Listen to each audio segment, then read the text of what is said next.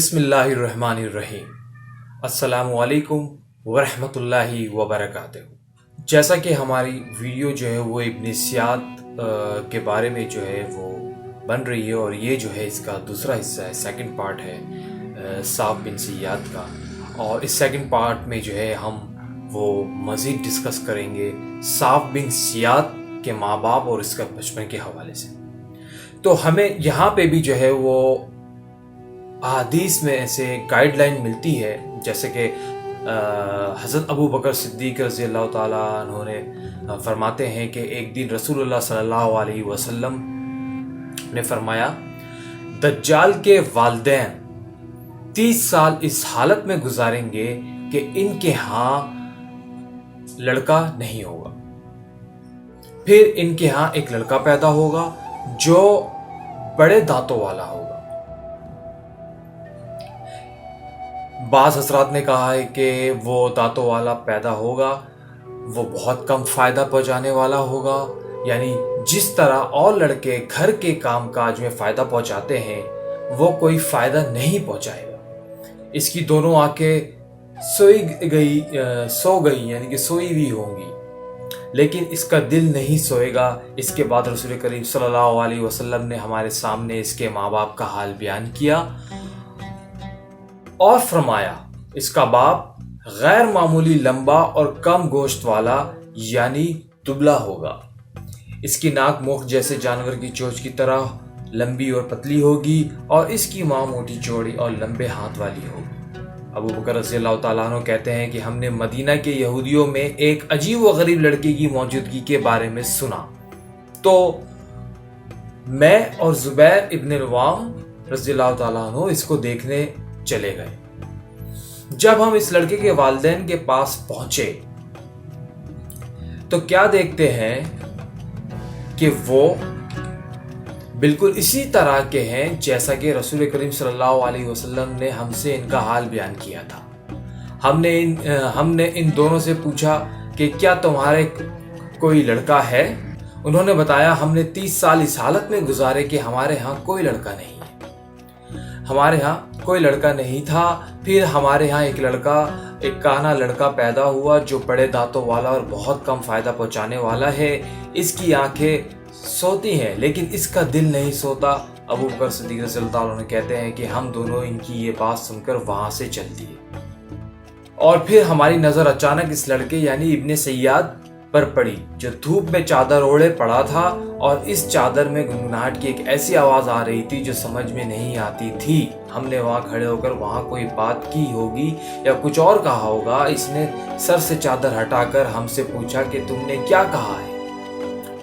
हमने हैरत से कहा कि हम तो समझे कि तू सो रहा है, क्या तूने हमारी बात सुन ली है? इसने कहा, हाँ मेरी आंखें सोती हैं लेकिन मेरा दिल नहीं सोता। तिर्मिज़ी शरीफ की हदीस है। इसी तरह इब्न सियाद मक्का और मदीने में इब्न सियाद के बारे में बात करते हैं तो हज़रत अबू सईद खदरी रज़ी ताला अन्हु कहते हैं कि एक मरतबा मेरा और इब्न सियाद का मक्के के सफ़र में साथ हो गया। इसने मुझसे अपनी इस तकलीफ़ का हाल बयान किया जो लोगों से इसको पहुंचती थी। वो कहने लगा कि लोग मुझको दज्जाल कहते हैं। अबू सईद, क्या तुमने रसूल करीम सल्लल्लाहु अलैहि वसल्लम को ये फरमाते हुए नहीं सुना कि दज्जाल की औलाद नहीं होगी जबकि मेरे औलाद है? क्या हुज़ूर सल्लल्लाहु अलैहि वसल्लम ने ये नहीं फरमाया कि दज्जाल काफिर होगा जबकि मैं मुसलमान हूँ? क्या यह आपका इरशाद नहीं है कि दज्जाल मदीना और मक्के में दाखिल नहीं हो सकेगा जबकि मैं मदीने से आ रहा हूँ, मक्का जा रहा हूँ?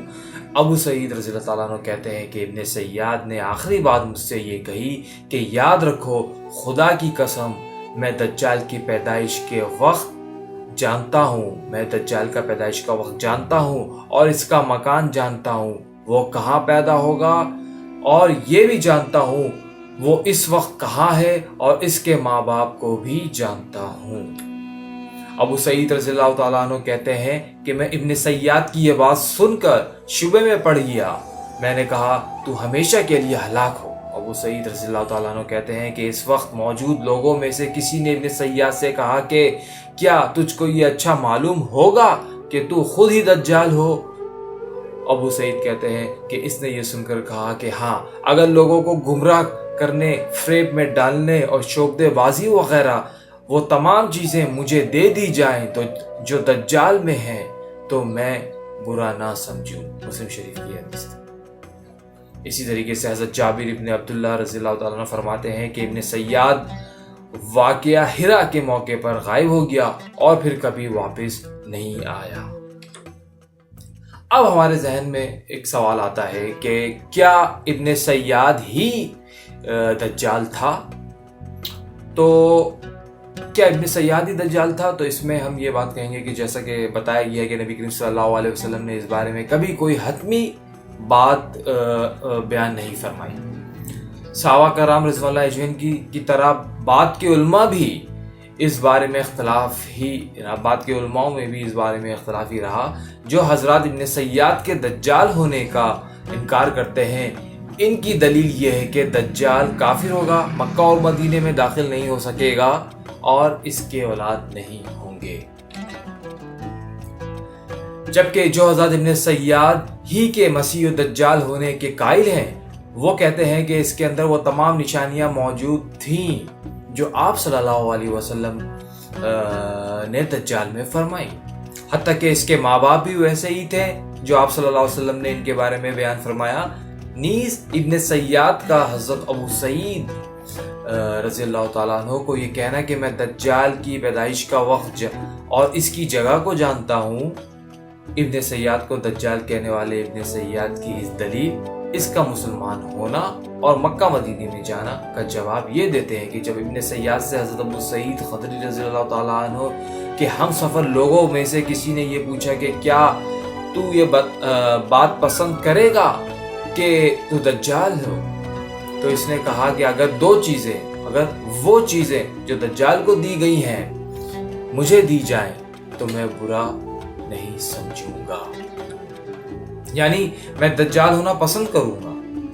تو ابن سیاد دائرہ اسلام سے اسی وقت خارج ہو گیا تھا۔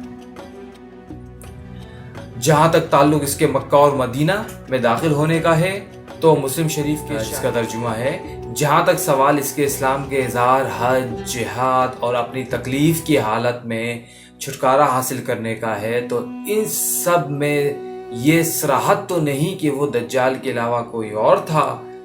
اکابر صحابہ میں حضرت عمر فاروق رضی اللہ تعالیٰ عنہ، حضرت ابو ذر غفاری رضی اللہ تعالیٰ عنہ، حضرت عبداللہ ابن عمر رضی اللہ تعالیٰ عنہ، حضرت جابر ابن عبداللہ رضی اللہ تعالیٰ عنہ اور کئی اکابر صحابہ ابن سیاد کے دجال ہونے کے قائل تھے۔ امام بخاری رحمۃ اللہ علیہ نے بھی ابن سیاد کے بارے میں ترجیح کا مسلک اختیار کیا ہے، اور حضرت جابر رضی اللہ تعالیٰ عنہ نے جو حضرت عمر رضی اللہ تعالیٰ عنہ سے روایت کی ہے کہ اس کو بیان کرنے پر ہی اکتفا کیا ہے، اور تمیم داری والے واقعے میں فاطمہ بنت قیس والی حدیث کو نہیں لیا ہے۔ فتح باری کی یہ حدیث ہے۔ ابن سیاد اور دجال میں تطبیق کیا ہے؟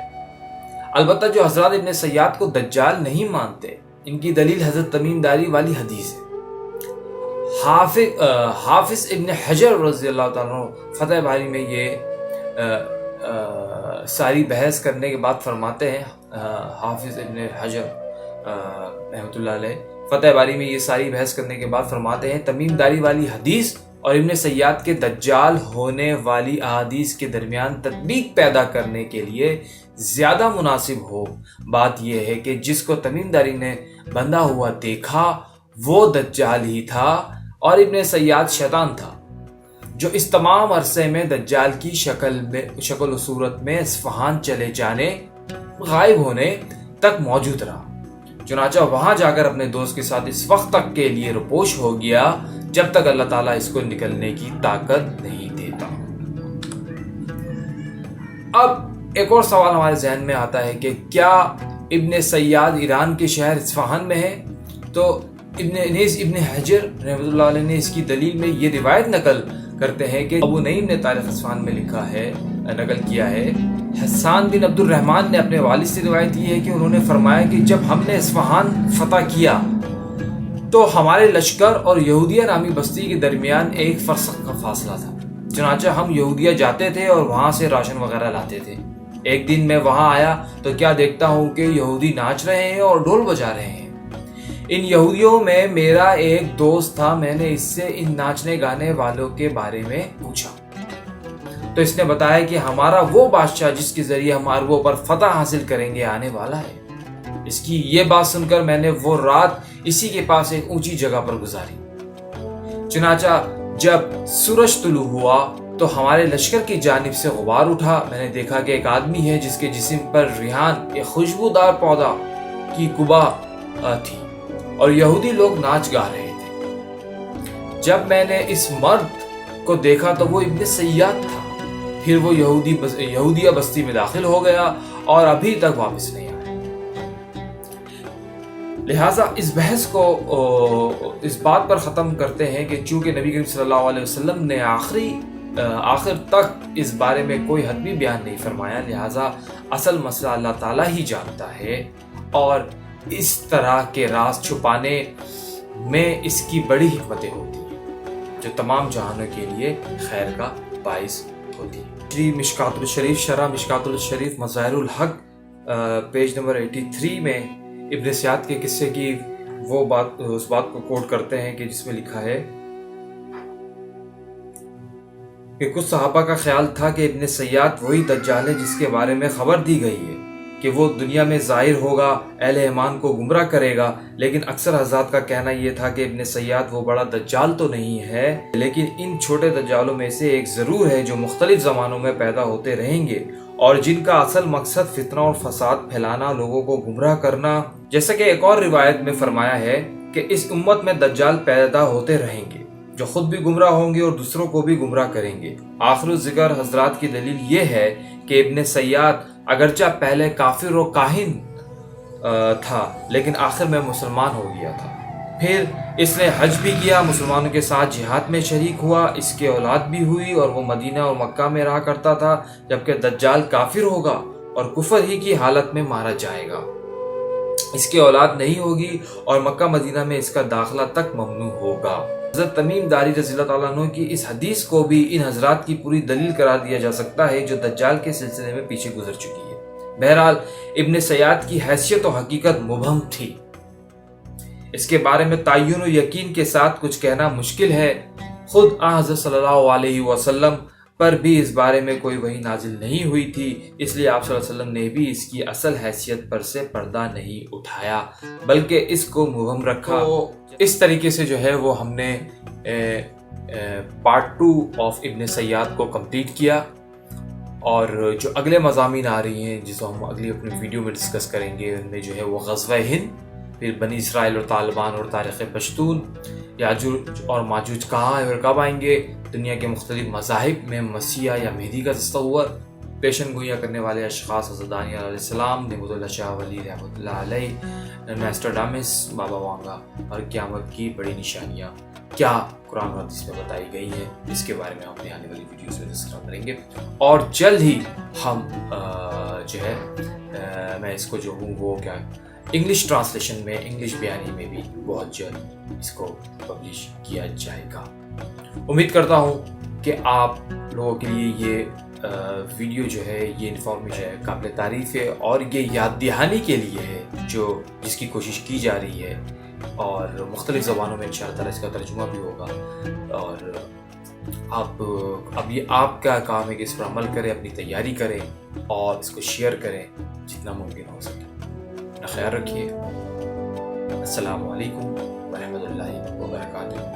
اللہ حافظ۔